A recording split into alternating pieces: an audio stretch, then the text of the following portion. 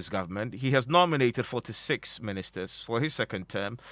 But as Parliament prepares to vet these nominees on your behalf to pave way for the president to constitute his next government, we are asking tonight, how much confidence do you have in the list of ministerial nominees to deliver on your expectations of the president's second term?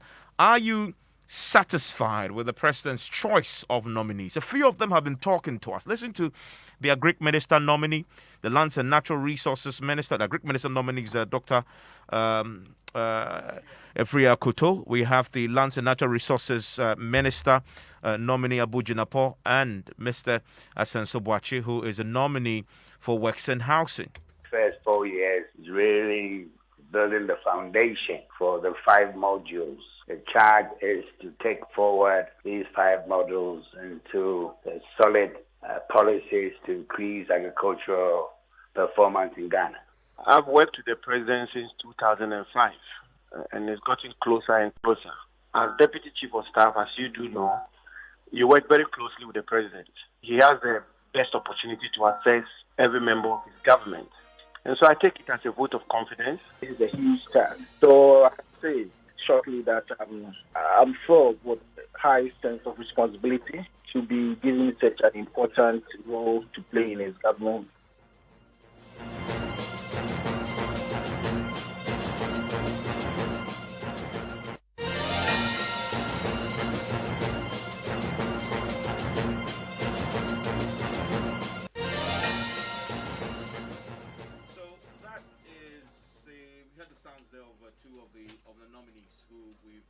Been speaking to since yesterday, obviously, talking about their own ambitions and what the president, why the president appointed them. You heard one of them mention that it is a sign of the president's faith in him, and of course them.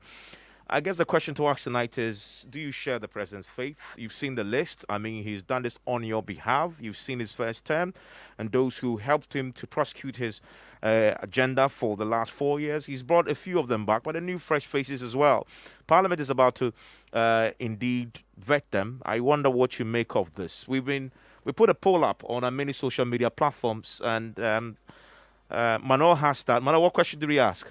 Yeah, so Evans, a question on all our social media platforms, and I'm reading from the at Joy997 FM on Twitter. It says, are you confident President Akufo-Addo's list of ministerial nominees for his second term can deliver on your expectations? That's a question that we're asking. And 2 options: yes, I am confident, and no, I am not confident. Hashtag Ghana Connect. And so you can go on all our social media platforms and then cast your vote. Let's know what you're thinking, Evans. Of course, and I'm waiting to hear from you. We'll tell you what you've been telling us shortly. Wherever you are, this is how you can get in touch.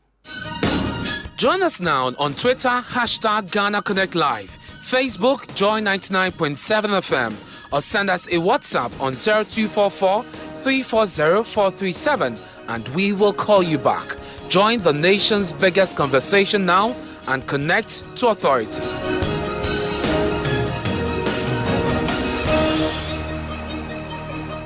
So don't forget to get in touch. Remember the WhatsApp line to get in touch with us on, always fastest, is 055 997. We'll have us a lot of them.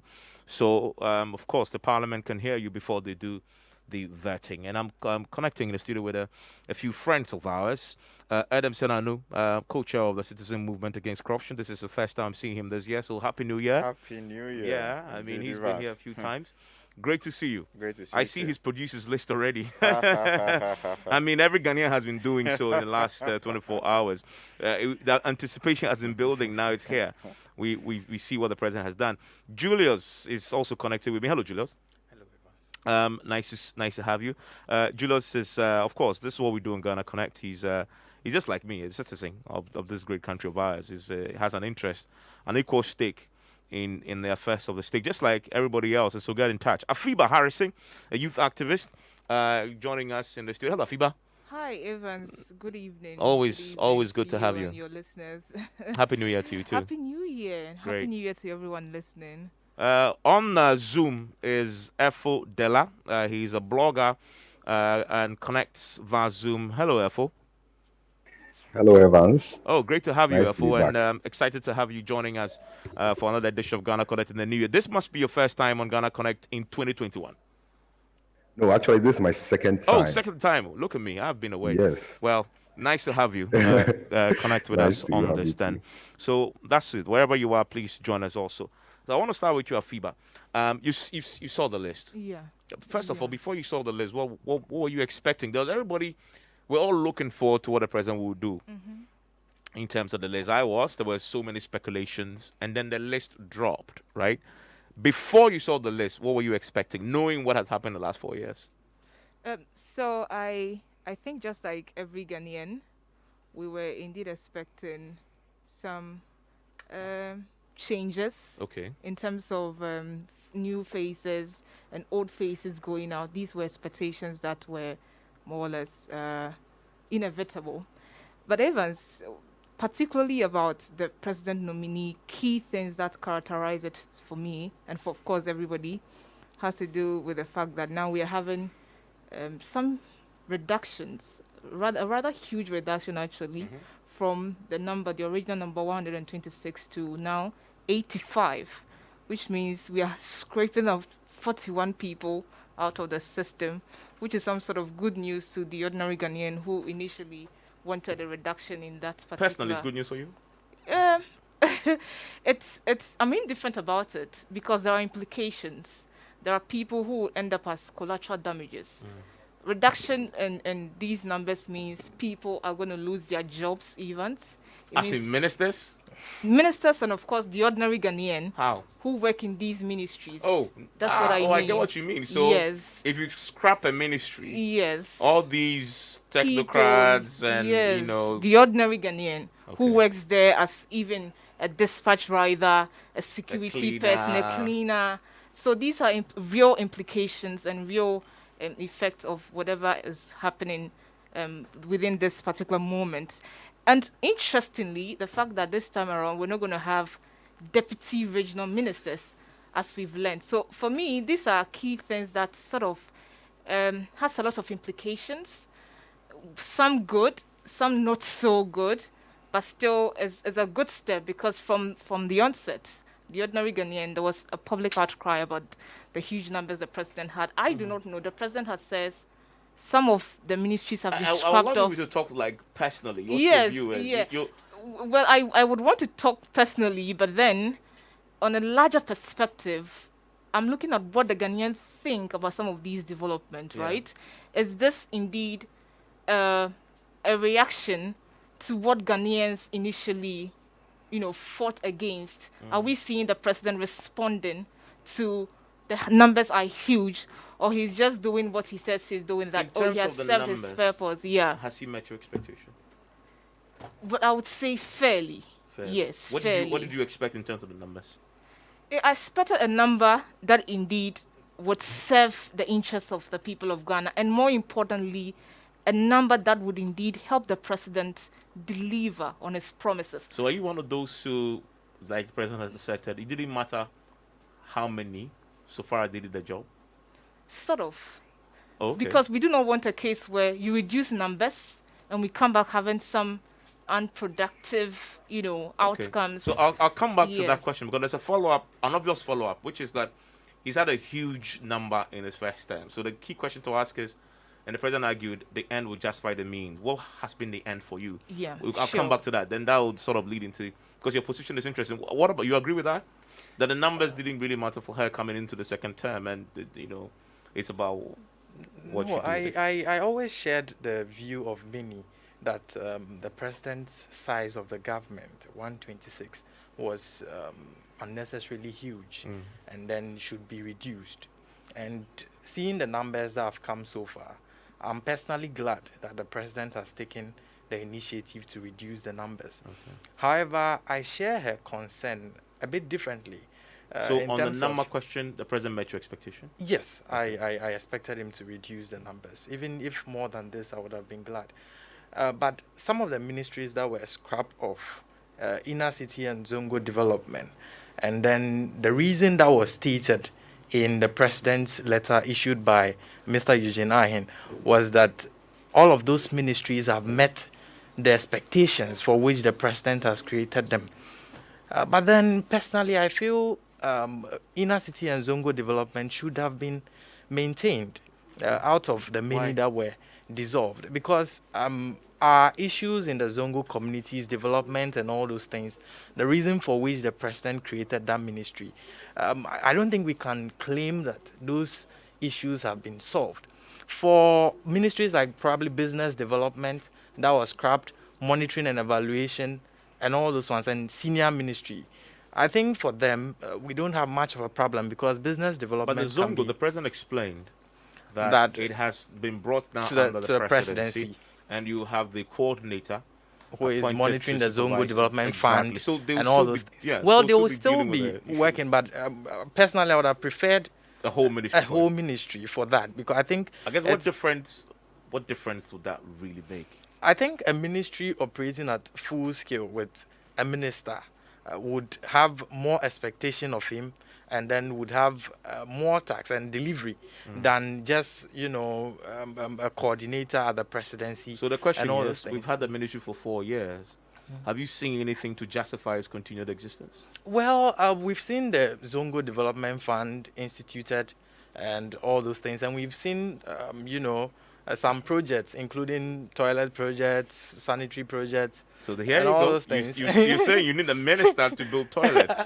I'm not saying we need a minister to build toilets, but I'm saying that if we want to improve, even if, the toilets and all the sanitary issues are not satisfactory, and now we are bringing it to a simple coordinator at the presidency, do we expect better from, a less resource? I don't know. I get your point. So if the minister was commissioning toilets, then the coordinator would I don't know what we should be. That's your logic there. Yes, because even if the president claims that they've done the jobs for which they've been created, those ministries, I really doubt that in terms of the inner city and Zongo development especially.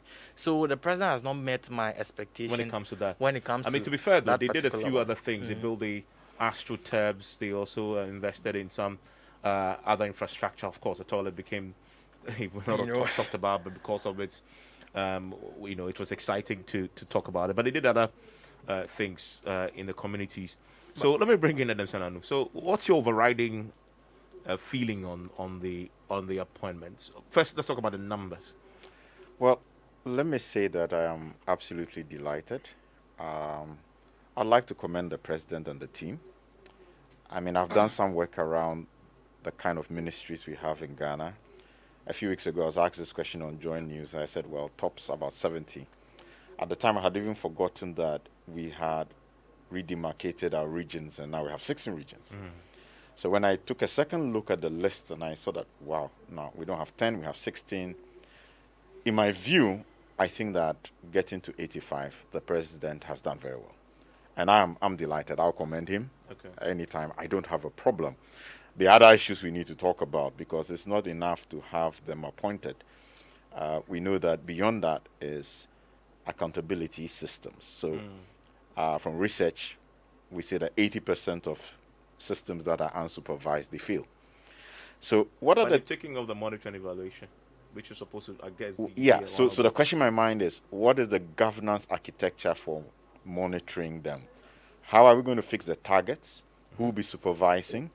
And how are we going to make sure that if in real time they are not delivering, we make the necessary changes? So I think we need to go beyond just when you say changes, that's in change the personnel? Well, yes, if people are not delivering on the mandate, what are the targets? What are the indicators that you put someone in aquaculture and fisheries, or you put him in transport, or it's a railway development? What are the quarterly targets we are looking at? Who is going to be monitoring? In other jurisdictions, there is a public dashboard. So all citizens are aware that, look, the Minister for Trade and whatever has these targets to meet in this quarter. And you can see, and it compels them to make the kind of intentional effort to deliver on the mandate. So it's not enough to have a competent person. It's only in 20% of cases that research shows that even that, when they are not supervised, they are not likely to deliver. You raise a very important point, because in contrast to 2017, when the president nominated somebody, he went public and told us almost to say giving us what the KPIs Absolutely. were. I mean, telling us what his expectations Absolutely. are of the person and lists for us. And then, in fact, the last few days, we've been using that to hold on. We play the president. Absolutely. And we say, okay, did he deliver on that? He's departed from that now. And that's a challenge, because we need to know what are the targets so that we can be measuring something. And then we also need to know who will be measuring and what's the architecture. Yeah, but more ultimately, even for me, who will be measuring ultimately is the Ghanaian public.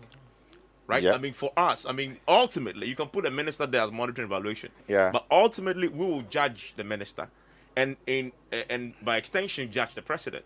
And so that when we are voting in the next elections, that then counts in your decision you make, right? But if you don't know what exactly what are they supposed to do? We'll come back to that, because that's a fundamental point and the change of approach. Yeah. Let me bring in Dela, who is on Zoom. Dela, where do you stand on the question of the numbers? Did the president meet your expectation? I personally didn't really care about the numbers that much. It's neither here nor there for me. So long as we could get people doing well. I was more glad that certain particular ministers were out of the picture and their roles were being filled by other people. I was also a bit surprised that the ministry for the Zongo and inner cities was gone, and with the explanation that the ministry had met its goals. I didn't particularly understand that. I don't feel that the goals have been met in any way. We still have a lot of slums developing in the inner city part of Accra, and you can see them actually expanding exponentially when you are moving out of Accra. You can see them on the sides of the motorway. We've not done a really good job in dealing with them. For the regional ministries, I'm glad to see that we do not have the deputy regional ministries. However, it doesn't really make a difference, because if you remember previously, we had 10 regions, and one person was in charge of those 10. Now we have more regions. Those regions have been broken down into smaller regions, and 2 people are handling. So previously that would have been handled by one person, but we now have 2 people. So we don't really need a deputy minister to handle those ones. So I'm glad that the deputy regional ministers are gone, just because we have more smaller regions. And I'm glad some of the ministers are no longer in position, like the Minister of Lands and Natural Resources. I think he did a terrible job. Because the Galamsey issue has not been really dealt with, and we can see that in the last few days we've had quite a lot of news on Galamsey, and it's not really done. It's not really improved in any way. So him being gone is a good thing, and I hope whoever is in charge would be held to a higher standard. I'm also not happy to see the Minister of Sanitation back. I felt that the Minister of Sanitation did not put in, there has been no difference in any of the sanitation situation in any of the regions that I have had the opportunity to visit in the last few years, especially in Accra. The sanitation situation in Accra has not improved in any way. The water situation has not improved either. So I am not sure what kind of criteria that allows her to be back. Yeah, okay, so the interesting points. Let's go to the fundamental question that we're asking in the poll. Mano. Great. So, Evans, the question that we asked, and of course, this is how you could reach us if you're still listening and you want to answer that question.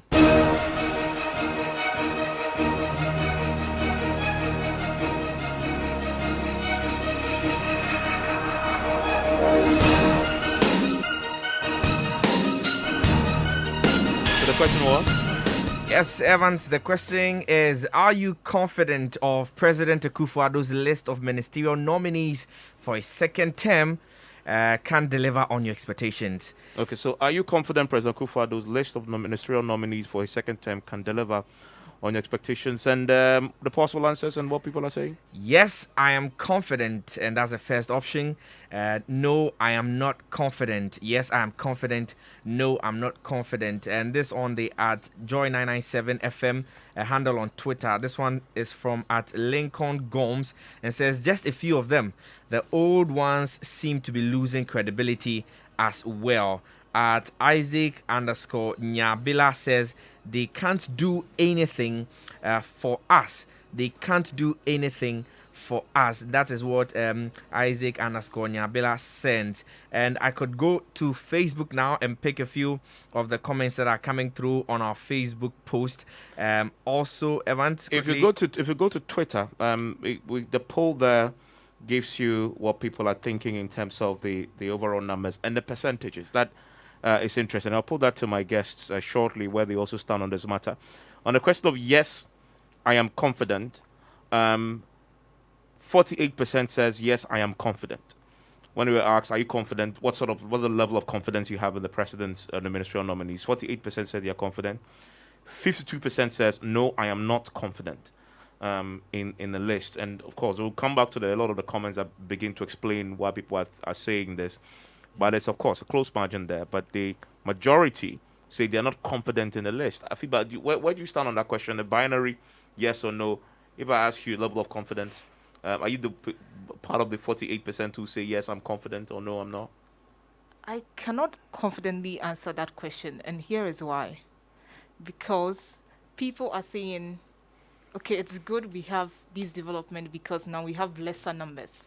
Now the question or the things that I am, still wondering is that these decisions come out of a lot of consultations and, considerations. So if the president last 4 years thought it wise to have 126 ministers and were unsatisfied with their, level of productivity. So you are, because that's a question I wanted to ask earlier. The question is that, 126 didn't deliver.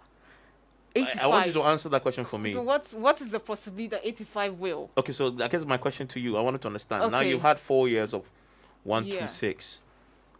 The question you earlier said, for you, it's what they do. Yes. So did the 126 deliver in the 4 years for you? I wouldn't say. They didn't? I wouldn't say, no. Okay. The expectations I had personally, and I believe a lot of other Ghanaians had, I'm not sure they met it, yes. So for that reason, I cannot now confidently say, oh, I'm so happy about this appointment. I'm so happy the numbers are lesser. I can't say that either because I cannot trust that with these changes, it means everything is now going to be better. But of course, I'm optimistic. I want to trust. I want to really. But given the precedence in the last 4 years, you cannot answer that question confidently because you could be disappointed. And that's the least. What do you say to that question? I mean, this is trying to gauge public confidence in the list before it goes to Parliament for vetting. Where's your level of confidence? Are you the absolute yes, I'm confident, or no? No. Or maybe you're the middle. I'm not confident in the names that have been presented so far, because there are some, largely people who have already served in the previous government. If you take Ministry of Finance, the Honorable Ken Ofori-Atta has served in the previous government. The truth is, the overwhelming majority of people in the list have served before. Yeah, and then we haven't seen much. There are always questions about their performances, and even some of them that have been replaced with new people didn't perform, and the new faces that have come, we don't even know how much they can deliver as compared to those who were there. And the circumstances under which some of the people were changed means that if those circumstances were not there, the president wouldn't have changed them. For example, take Tourism Ministry, MP for Prestia. I think Honorable Barbara Otin probably lost the appointment because she didn't make it back to Parliament, and all those requirements that are there on who gets appointed and all, which means all these people are coming right back to the same old style of governance and all. Nothing much has changed. We have for Ministry of Housing now the Honorable Asenso Boachi of Bantaman, who was Deputy Chief of Staff and all. So it's the same people being recycled in one way or the other. So the expectation from them is still the same thing. If you ask people if they were satisfied with the delivery of governments within the last 4 years, I don't think you will get a largely satisfactory answer. But here's a tricky one. The ultimate judge of whether or not the president delivered, some may say, is It's in the the general outcome election. of the elections. Well, Exactly. it's the And general you pointed election. out and say, But majority of Ghanaians voted for me, which is an endorsement of what I did. So why do I change? But why, you, why you do saw I, there are why do I ministers. change my You personnel? saw some of the ministers who were even members of parliament losing their seats and all, which means people were not satisfied with them. For some reason, the president has been declared to have won the election. He has won the election, but those people, there has been clear repudiation for most of those people. Some of which, if they were also members of parliament, would have probably lost the elections as well. But some were not members of parliament as of that time, so we wouldn't have tested whether or not they were satisfactory through the ballot, as you'd suggest for the presidency. So people are not largely satisfied, and the parliamentary election could be an attribution or, To that. Yeah. And then so what do you read into the president's decision to bring back a lot of the majority of those he's appointed are from his first term? What do you read into that? And how do you feel about that, citizen? Well, I mean, first of all, let me say that there are some that, and I would like to look at it more as at the individual level. Yeah, sure. So if I look at the Godfrey Damis, Dambochwes, or say Chairman Sabonsos, or say Duchums, absolutely great guys. Yeah. They're the ones that I think, I'm clear in my mind, these guys are going to perform. Then I look at others from the Cecilia Da Paz, Joseph Kujos, Frida Prempe, Mustavia, and I'm not quite sure what they bring to the table. And I guess that's why you have an almost 50%. Yes. This ambivalent, because there are some very bright ones there where you know these guys were outstanding, they are going to I mean, perform. you can go to sleep. And You can go to sleep, yes. Educhum will just deliver. You know they're going to perform. Yeah. But the others, you're not quite sure what they're going to bring to the tickets. And I think that's where, and I'm not surprised at the results. Yeah. I think that Ghanaians were expecting radical change. Were you, personally? I was. Okay. I was expecting some of the very outstanding old guys. And I thought, look, because we always said the MPP has the boys, the men, and the women. So where are the rest of the men and the women? I mean, people who just, all of a sudden, you ride on that crest and say we're going to deliver. This list doesn't really bring that out. I must say that people who are new should be given the opportunity. So, I mean, yes, if the president worked with his deputy chiefs of staff and he feels like these guys have worked with them, I know they can deliver, so he's giving them portfolios. Albeit some of those portfolios are very tricky. If I look something like natural resources, I'm like, wow, that's a political issue.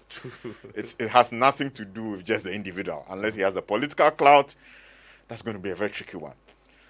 But we really were expecting, a number of very strategic, clear-cut people where it's like maybe they have a track record in private sectors, So you make the point. So if the president had to do that and change the whole guard, you probably have to go beyond outside the party. Yes, that's exactly what I was expecting. Keep some of the brilliant ones who done it. You can tell that nobody's going to question them. But bring from outside the stable. And if you need to even cross carpet and pick one or two just to show that, this is the last 4 years and I'm going to leave a legacy. That's what I was expecting. Dela, what do you make of this?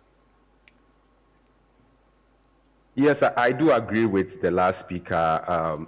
There is a blend of really exciting people in there, and it's just sad to see some of the people back, like I said in my previous statement.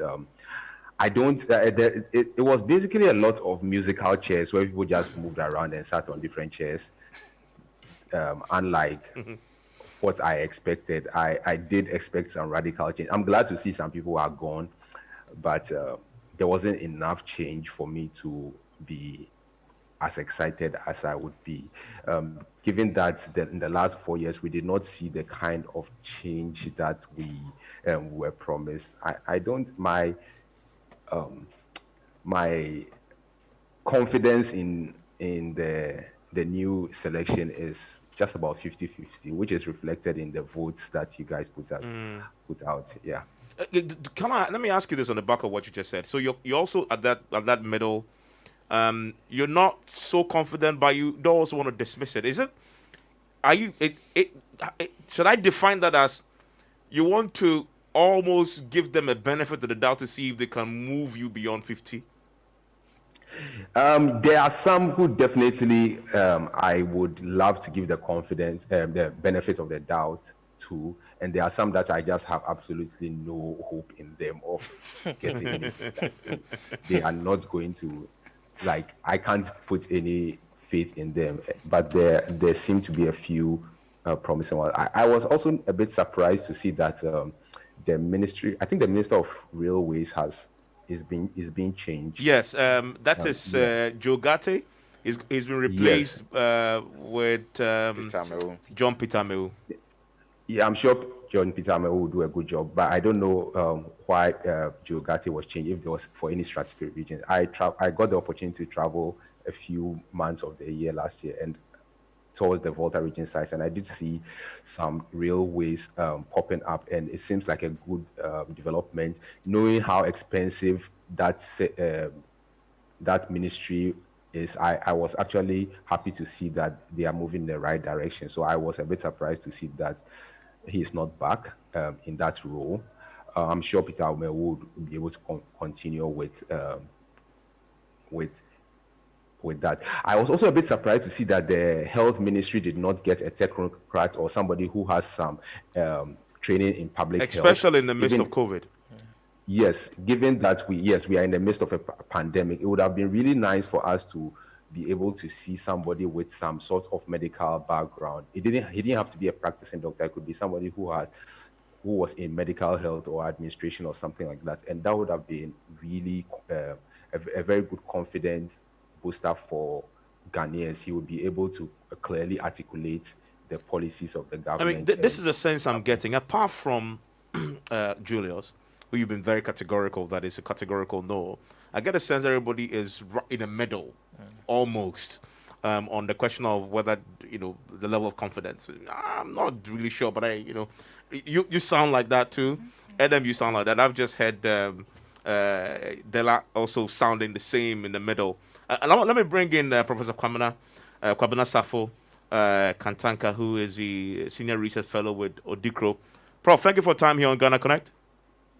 Thank you, too. Nice to connect. I mean, where do you stand on this conversation? There's a sense in the among the connectors here. Everybody seems to be in the middle on the confidence level in this new list. Where do you stand? Are you overly confident or also teetering in the middle? Well, let me say good evening to the co-panel members. I think that we should have some confidence because, right now we are talking about the president selecting the best of the best. Let us remind ourselves. I guess the question is, are these the best of the best?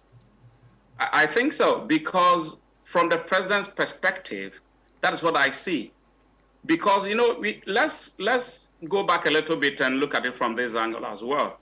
The president's hands are tied in terms of the constitutional provision. We are told that we're going to have about 85 ministers, which means that about 43 of them, not less than 43 of them, should come from Parliament. And therefore, if you go to Parliament, then the first question is, all the MPP parliamentarians over there, who are the best? So the president selects from the MPs there. The best he can identify are the ones I think he has appointed. And that is why I'm saying we are thinking or talking about the best of the best over here. And so for me, at this point, every decision the president makes, every appointment the president makes has both political and economic ends. And so politically, how does he satisfy governance, for example? Because if he takes away so many MPs from Parliament and make them ministers, then the work of Parliament is going to suffer in some way, because at some point in time, ministers who are MPs sometimes don't go to Parliament at all. They find excuses, they do other things elsewhere. And so here is a case, the president has appointed ministers from Parliament. He needed to look through and see those he could work with, the trust, very important. And so for me, the selection alone from the lot should tell us that the president has a lot of confidence in them. And I think that at this stage, we should have that kind of confidence in them. You know, you make a point I want to run by. Just a second, make a point I want to run by my panel is about the best of the best. It's a very controversial one, but I don't wonder what you make of it. Is this the best of the best for you?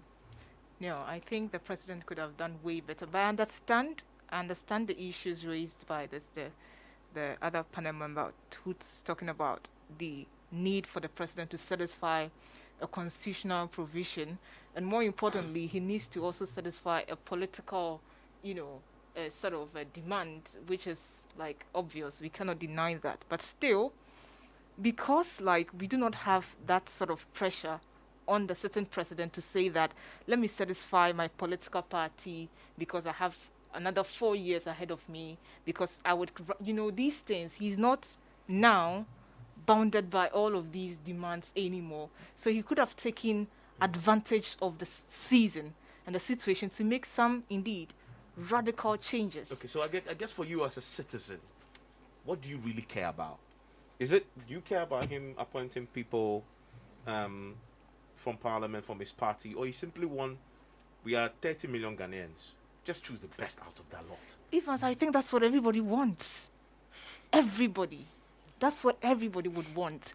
That the people that are capable, indeed, gets the job, regardless of where the person is coming from, who the person, so far as the person can do the job.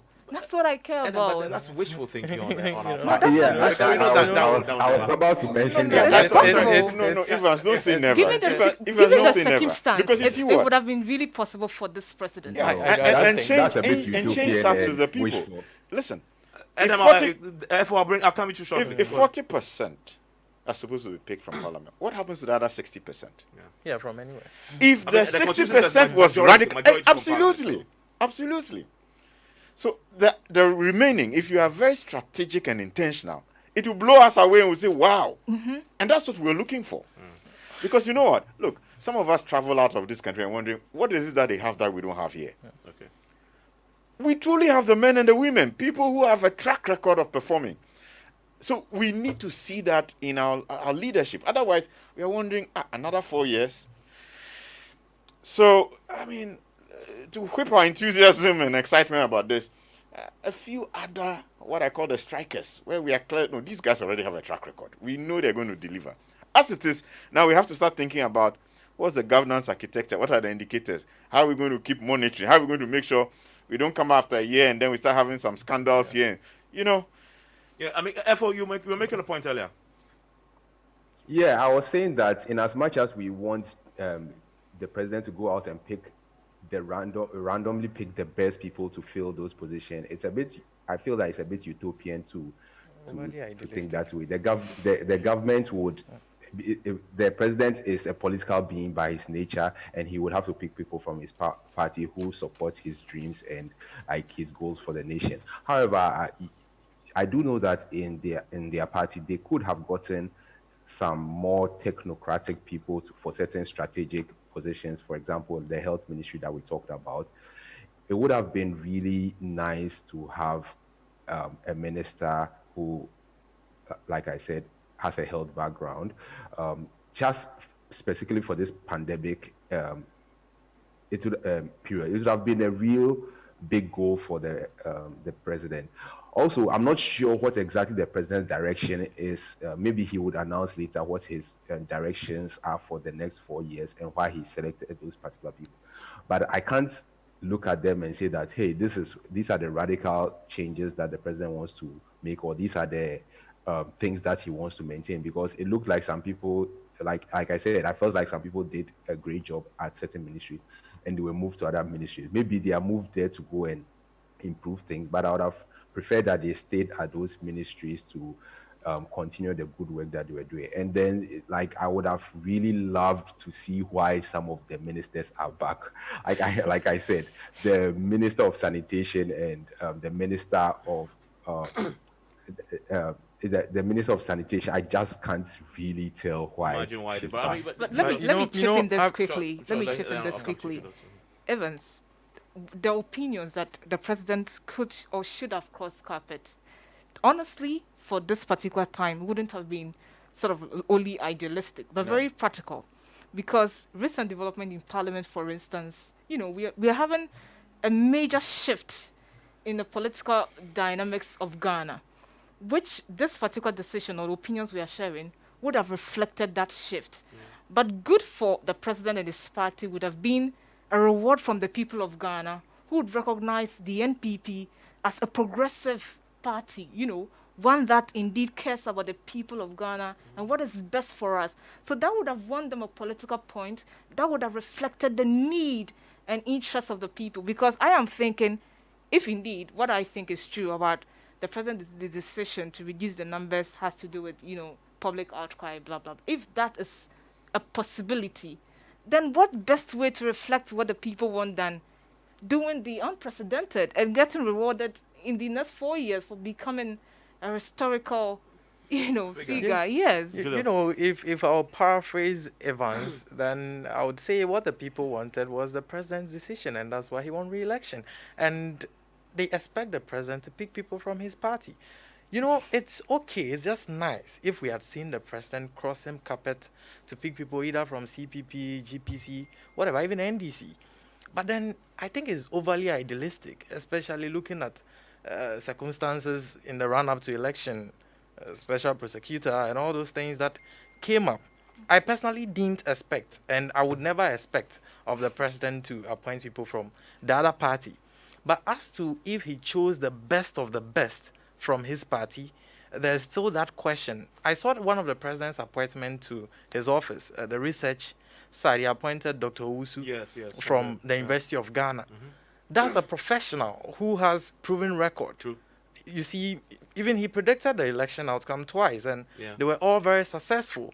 So bringing professionals into politics is something that can also be done. But don't expect him to go ahead and do it from outside the party. Dr. Isaac Owusu, for example, has been known to affiliate with the MPP, and it's just okay if the president goes and picks people who are affiliated to his party, but probably outside the circle. But if we expect a situation where the president will go probably pick an NDC person because the dynamics in parliament are actually, seemingly more of a balance that he should do that, it's wishful thinking. Let me bring in Prof. Kwabena. The most difficult question, I guess, is to look at how would you, what would you be looking at in judging whether or not this new list actually performs? So as a citizen yourself, so if you take the president's own argument about the end justifying the means, what would the end look like for you as a citizen? What would you want to see by the end of the 4 years to say, well, this 85 or so ministers actually delivered on your expectations? What does that look like? That's quite a very difficult question. I know. To ask. I know. But of course, they must hear our expectations, To answer that in simple terms would be to say that to see an improvement in all sectors of the economy. So if you are appointed a minister today, within the next 4 years, I expect to see that if you are, for example, the Minister of Agri, we want to see some improvement in terms of food production, food preservation, and processing, and all those kinds of things. So for me, at the end of the day, that is why I am happy. One of the first two speakers said something about having some benchmarks by which we can measure the performance. Now, we need to have certain performance criteria so that when they leave office, we can say that, well, they left office, they came to office to meet A, B, and C, but we have added D, E, F. And so we have seen some kind of improvement. But if you don't have that kind of performance indicators, the criteria, the expectation, written down document, something we can use as a benchmark to measure, it becomes very difficult. And it will all be subjective all the time. Well, and that is why most of the time in this country, if government members are speaking, the government has done well. If it is opposition, the government hasn't done anything. To that point you made, let me put you, Adam Sedan, to that. We actually have that document. What is the document based on which Ghanaians voted? The manifesto. No. Yes, of course. No. Seriously? No. We voted because the president made some promises. Please. In the manifesto. You know, at least allow the political class to go talking on platforms. Allow the citizens to vote. We are not. Let me tell you what. I'm sure if you went back to the citizen and found out whether it was really because of the manifesto that they voted ABC. No. So why the Ghanaians vote then? Look, there may be one or two of those issues that spoke to the hearts of that mattered to them. But that's my point. No, but hold on. That is how that person is going to measure. Hold on. That's not the entirety of what we expect. I think that even though those manifestos were there, we need to now come back to the table, think through. If you take education, what's the product we want at this time? But they came to you with a contract, and you That's endorsed social that contract. in the polling booth. Please, You say when they win, they should come with another document. No. I'm saying this is the point. No. I'm saying that this is the point at which, for each of those sectors or each of those ministries, one needs to look at what was in the manifesto, look in terms of what has already been done in the past and what are the current issues that Ghanaians want, and come up with the indicators that, from the citizens' perspective, these are the priorities that we ought to be targeting over the next 4 years. Let's not just assume that the manifestos by themselves, because mind you, there are other manifestos that may have had key points that citizens would align with, but not in Manifesto A. So this is a time where we need to be aggregating what are the indicators that are most aligned with what the citizens want. Isn't that too late? No, it's not too late. Because the guy has won it on the basis. No. We saw. This is what Professor Ekwesi calls governance by manifestos, which is what we saw in the last 4 years. The president said 1 district, 1 factory, 3 SHS. He pumped all the money in there. Everybody said change it. He said no, wait, I didn't tell you that when I was wanted your vote. So I'm not going to change. And he did exactly that. But there were other things that the president said on campaigns that were not reflective in governance. But he still did it. But, for example, our debt stock. The president said we didn't need borrowing and a lot of other things. So if we should go strictly with manifestos and all those things, I think we would be off the gear. So let me take a brief comment from you on this, because we're going to wrap up. What is it that you would like to see at the end of the day to say, well, this 80 delivered this? What's the number one thing you would like to see personally as an individual? I like that every sector's indicators are specified, are put in the public domain, so feedback is taken from the stakeholders in those sectors and finalized for all of us as Ghanaians to become the watchmen, to help the president deliver on his mandate. Without those indicators in the public space, that I can be confident that the guy who is in sanitation really is doing something worth our while, and then I can check, are they doing it? The numbers and the reduction will not translate to the change that we expect in this 4-year term. Okay. But what's yours, briefly, in 30 seconds? Yeah, so what's the thing, that number one thing you want to see to say they've achieved? For me, I'm interested in the debt stock we have piled up. Recently is over 70% to GDP. So you want it to drop? Yeah, I want it to drop. To what? What percentage will make you?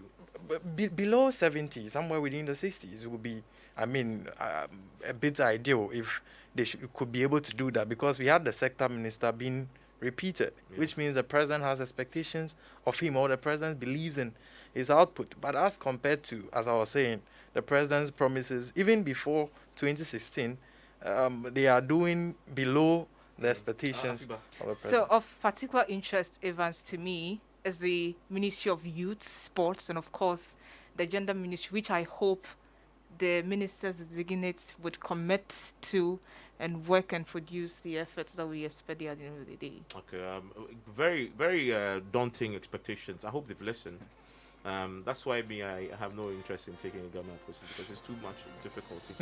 Maybe they should appoint you deputy minister for... No, we'll stay where we are. Evans. Thank you very much. That's it for Ghana Connect. Efo, thank you very much. And thank you, Prof. Kwabena also. Afiba, thank you for coming. Thank you. Julius thank you. And Adam. Enjoy the rest of the day. Thank you too, Evans. 4 more for Evans.